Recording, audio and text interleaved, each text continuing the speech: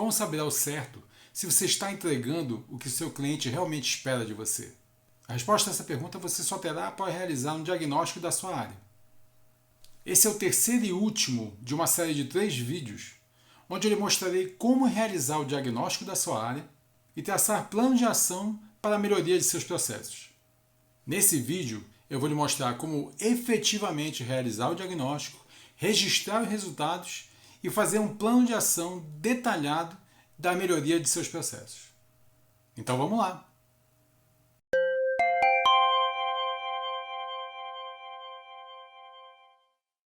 No primeiro vídeo dessa série, falei sobre os conceitos relativos à avaliação de capacidade de processo de TI segundo a visão do COBIT. No segundo vídeo, eu lhe mostrei como definir o escopo da avaliação utilizando a cascata de objetivos do COBIT-5. Se você não assistiu algum desses vídeos, eu recomendo que você pare esse vídeo agora e assista aos vídeos que você não assistiu. Antes de passarmos efetivamente para os próximos passos do diagnóstico, você precisa antes definir 2 pontos. O primeiro ponto é preparar um questionário. Esse questionário deve ser preparado para cada processo que compõe o escopo de sua avaliação. Ele facilitará o entendimento, por parte dos seus entrevistados, dos critérios que eles deverão levar em conta para determinar se um processo está ou não em um determinado nível. Vamos tomar como exemplo mais uma vez o APO 06, a gestão de orçamento e custos. Vamos lá para a nossa planilha COBIT-5 Self-Assessment Templates. Vamos começar com as questões para definirmos se o processo APO 06 está no nível 1 de capacidade. O conteúdo da coluna Criteria será utilizado para a criação das questões, criação das perguntas, que para o nível 1 de capacidade são os objetivos do processo. Então aqui vai a minha sugestão de como criar esse questionário.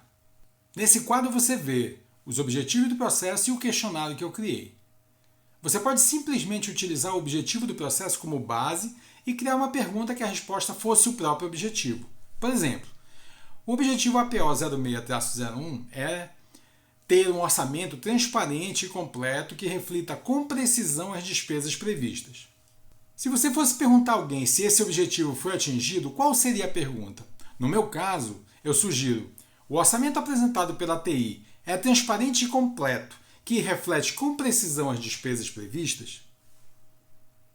A definição das questões para o nível 1 é a parte mais trabalhosa. Como nós vimos nos vídeos anteriores, o nível 1 ele é diferente para cada processo que você vai avaliar.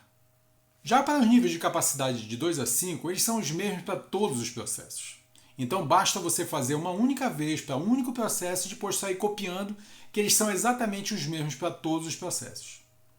Voltando à planilha do Self-Assessment. Usando a mesma estratégia que eu usei para o nível 1, é só repetir o mesmo procedimento para os níveis de 2 a 5. Como essa planilha será preenchida individualmente por cada entrevistado, é interessante que você inclua uma identificação no início da planilha com os dados como data, departamento, nome do entrevistado e a posição que ele ocupa.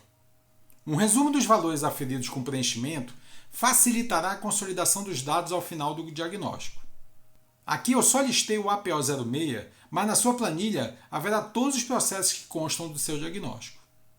Disponibilizarei essa planilha na área de comentários para que você tenha um modelo para utilizar como ponto de partida para a sua própria planilha.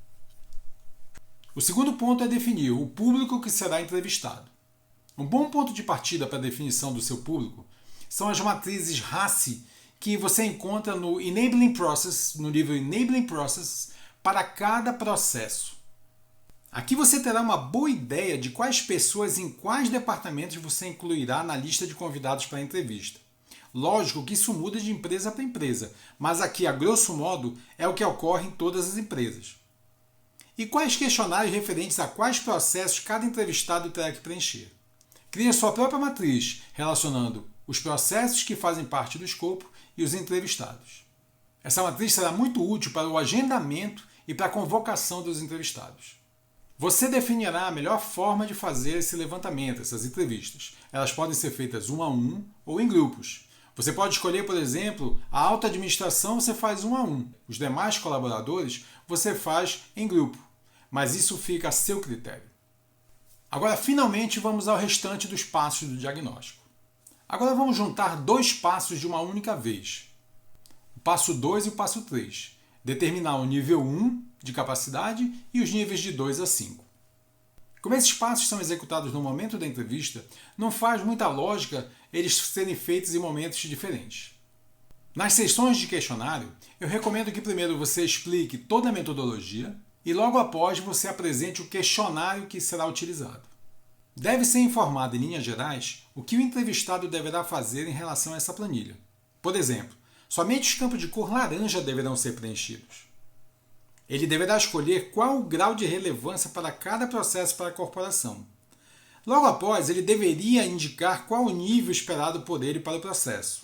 Porém, eu sugiro que ele preencha esse campo apenas após ter realizado o preenchimento do formulário.